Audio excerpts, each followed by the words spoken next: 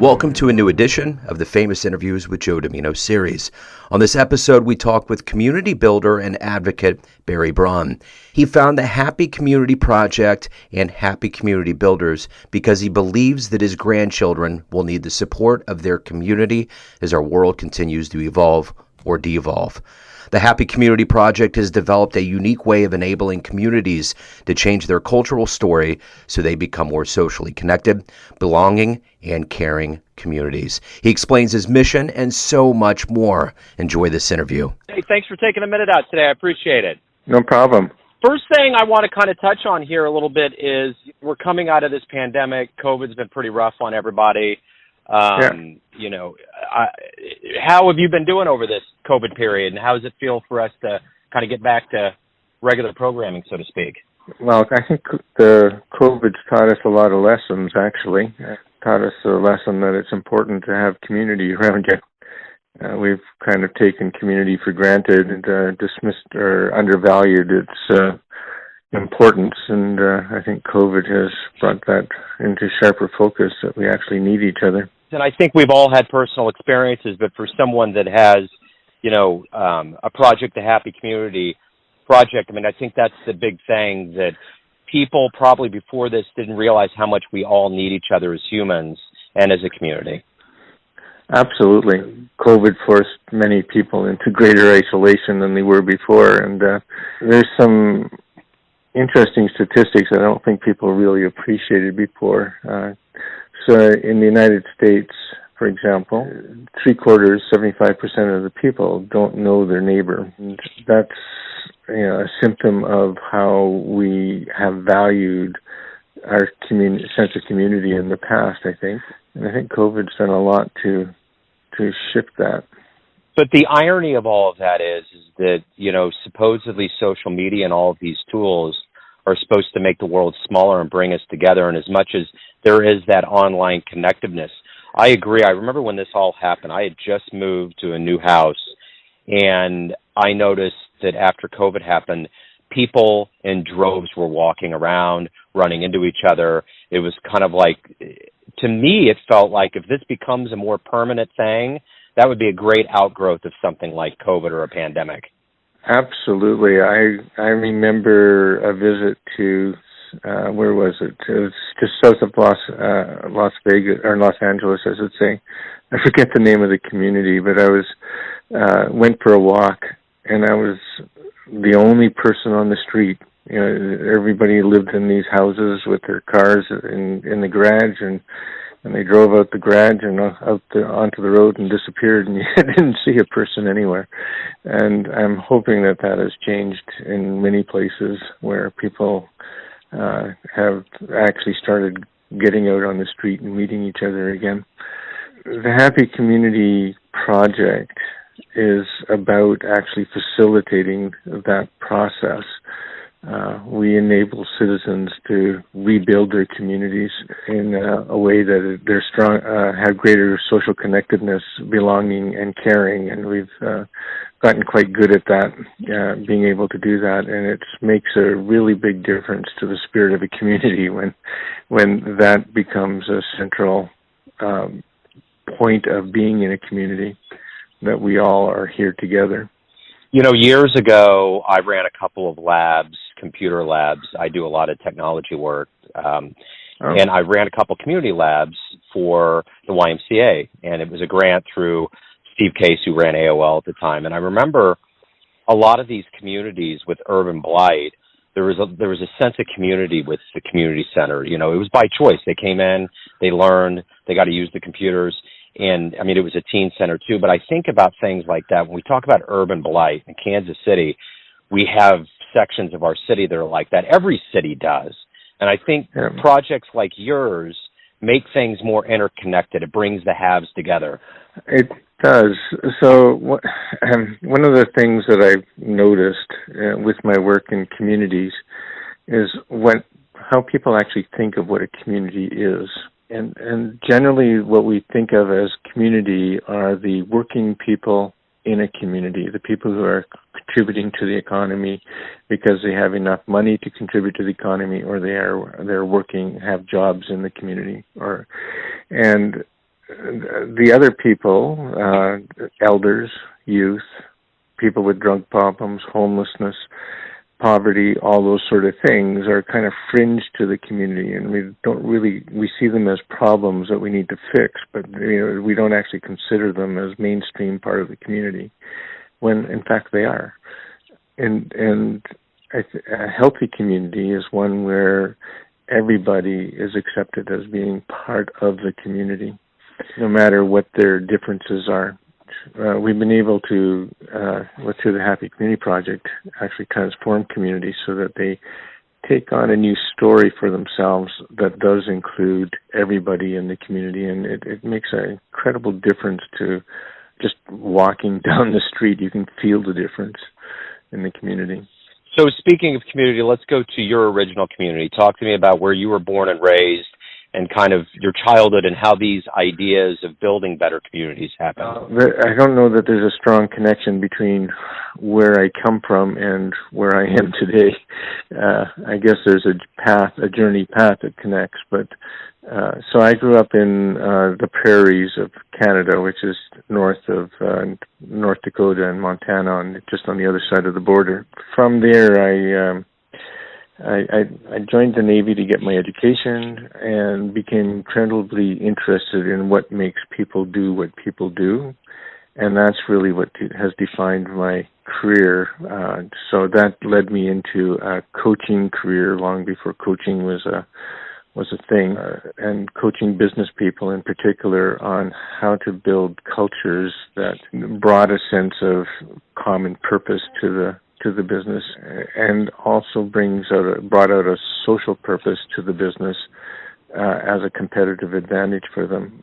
But really where this journey of Happy Community Builders and Happy Community Project comes from is when I became a grandfather. So when I started to become a grandfather, I spent quite a bit of time reflecting on my grandkids' future. And I really didn't like the picture that was forming when I was doing that. That was 10 years ago, and that picture hasn't gotten any better since then. So I, at that point in time, committed my life to the rest of my life, using my skills the best I can to mitigate the future that they're going to have, because I see them really needing and depending on their fellow citizens that they live with to be able to deal with the stuff they're going to be dealing with in general, or we're all going to be dealing with. Well, good on you, man. I mean, that's the thing I think that is unfortunately a part of an older mindset. I know I'm going to be 50 this year, and I think there's a lot of people that don't think about what they can do, and there's a level of transparency on this planet, because ultimately, if we want to keep this going, holistically, there's so many things that we have to continue to do to perpetuate our species and to perpetuate our human civilization, so to speak, because we are. Right now, it hasn't really gotten any better over the years. It continues to get to a place where people that are older like us are concerned and what we're going to leave behind. That's true. But at the same time, we seem to be paralyzed. When I talk to older people, generally they're quite pessimistic about the future of where the human species is going. But at the same time, they still feel a sense of entitlement to carry on doing what they've done. So there's a strong attitude amongst older people. And when I'm talking about older people, I'm talking people that actually made it to retirement, like 60 plus. Like myself, for example, I'm 70-ish. Most of them still, their attitude is, well, I've worked hard all my life. I got all this money now.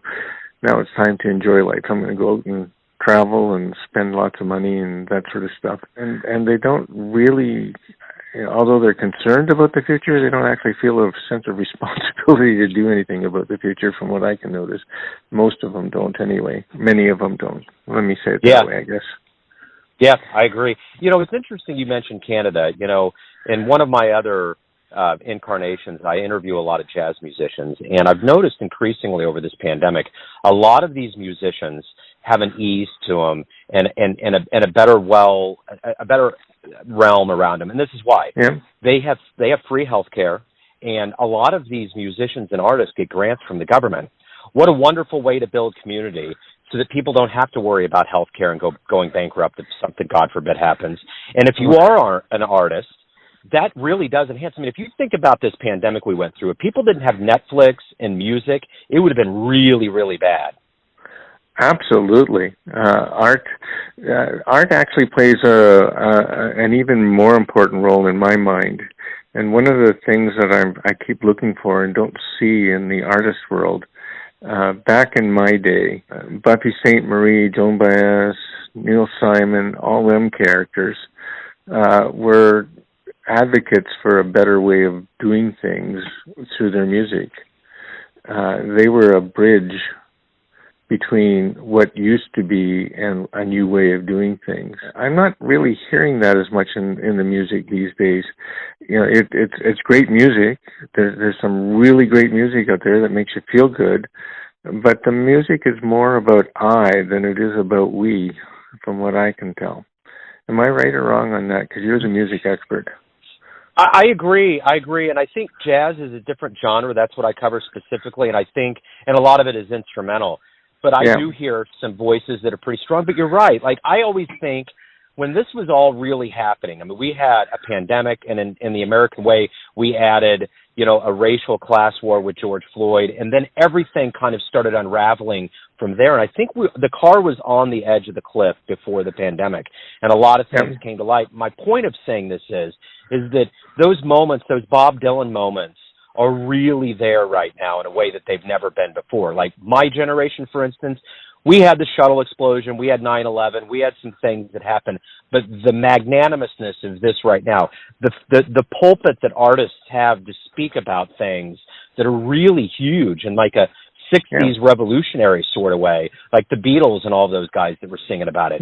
It's pretty magnanimous right now.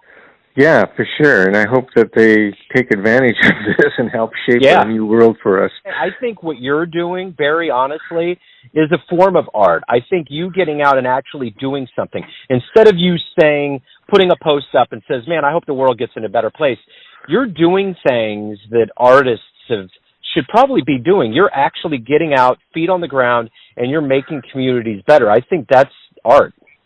Well, thank you for that. That's very generous of you. And like budding musicians, it's hard work. I can tell you that too, because I know that musicians often struggle to get their careers going. Community developers, people who are working to make communities better, also struggle. So one of the things that I've done is I've founded Happy Community Builders. Putting a little art into this, Happy Community Builders is like the Hogwarts for community developers.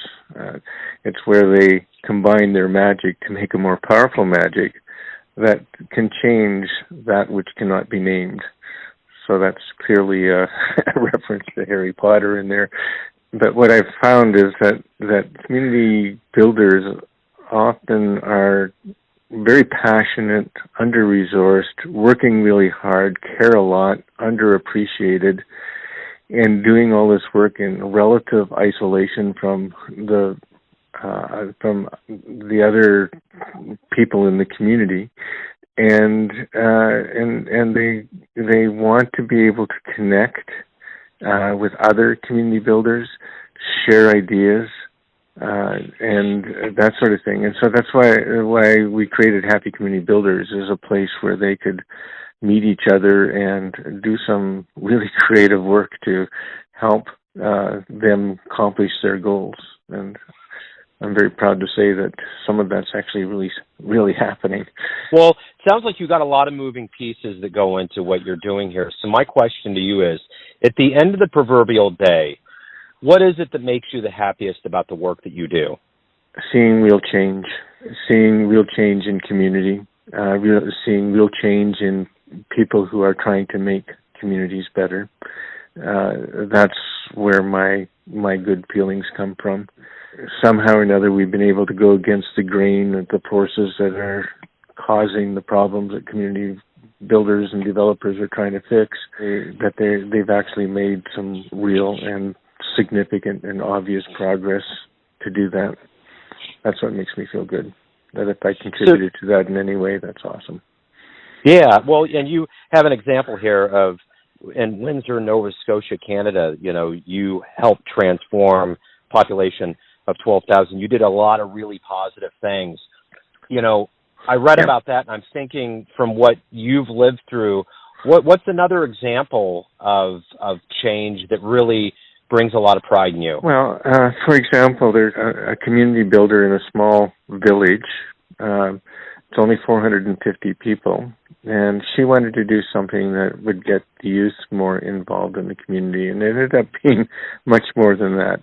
In the end, with a little guidance, she decided to build a community park using the processes that we show people how to do.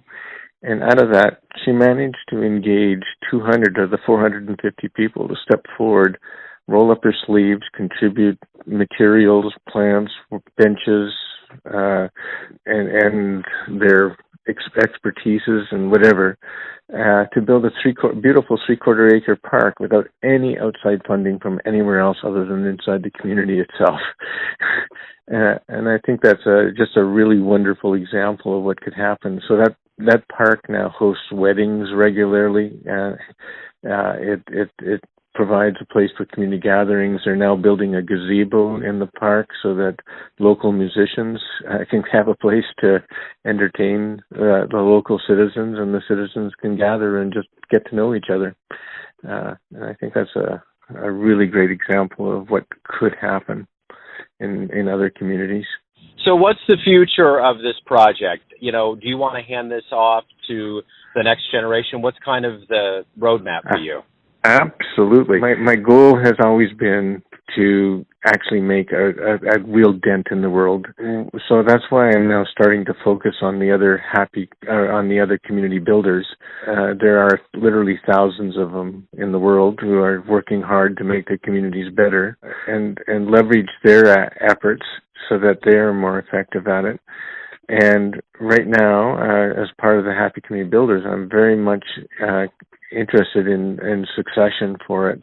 I'm in my early 70s, which means that I have a limited shelf life left, and I think it's really, really important for the future of our kids that communities become a central place where they can count on support for themselves, and so that means that this has to keep on going. So I'm focusing on succession right now as a point that I think that you're bringing up. Heroes in our lives inspire us to do the good work that we do. Who's your hero? There's two of them that I drew a lot of inspiration from. One is Nelson Mandela, and the other is Mother Teresa. Both of them were selfless. Both of them went through hardship. Both of them came through the hardship, maintaining their spirit of generosity and love for fellow man, and then actually doing something about it. Those are my two inspiring heroes. I know they're both passed away at this point in time, but they have been one of my places I go to remind myself on what's possible and what life is really all about. This is going to be kind of a combo question, and it's this.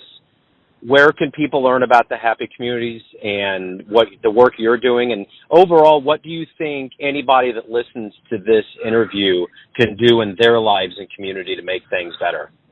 So let me answer the last question first. What can they do to make communities better? Well, first, roll up their sleeves is the first response to that. Roll up their sleeves and get involved in their community and building it. If they don't want to do that, at least reach out to those people who are the good people who are working hard to make their communities better places, and show some gratitude to them, because these people are grossly underappreciated in general. That's been my experience, and they really need some positive feedback. But if people want to actually really get involved in building happier communities that are more socially connected and belonging and caring for each other, check out happycommunitybuilders.com. And there you'll find all kinds of other community builders that they can connect with and draw on their inspiration, their support, access resources that will be, I'm sure, helpful to most community developers. Because we have people from all around the world there right now, and my goal for that is actually not only supporting the community developers that are active now and making them more effective, but also collecting them together so that we have one powerful voice to help shift the stories in our society that are causing so much pain that these community developers are working so hard to fix. Let's fix the root of those problems in the first place, and that takes us having a collective voice. So happycommunitybuilders.com. Beautiful. Barry, man, it was great to get to know you. Thank you for opening up. Thank you for doing what you're doing, and Godspeed into the future. Thank you, Joe. I really appreciate this opportunity. Thank you. Thanks for listening and tuning in to another famous interview with Joe Dimino, where we cover the world of art, literature, community building, and music around the globe. Most of the music on these episodes comes from Kevin MacLeod of Incompetech.com. If you want to hear more interviews, go to Famous Interviews with Joe Dimino in the iTunes Store. You can also see them on the YouTube channel via Neon Jazz. And for everything Joe Dimino, go to joedimino.com. Until next time.